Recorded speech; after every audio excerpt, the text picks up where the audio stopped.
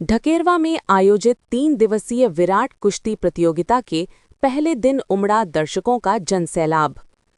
दंगल प्रतियोगिता का लोकप्रिय ब्लॉक प्रमुख अमित वर्मा जी ने फीता काटकर किया शुभारंभ।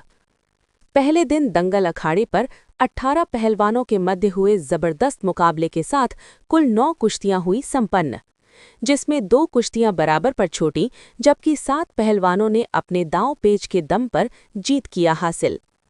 विराट कुश्ती प्रतियोगिता में पड़ोसी देश नेपाल समेत राजस्थान, अयोध्या, मध्य प्रदेश, जम्मू कश्मीर, चंबल, पंजाब, हरियाणा और बनारस के पहलवानों ने किया प्रतिभाग।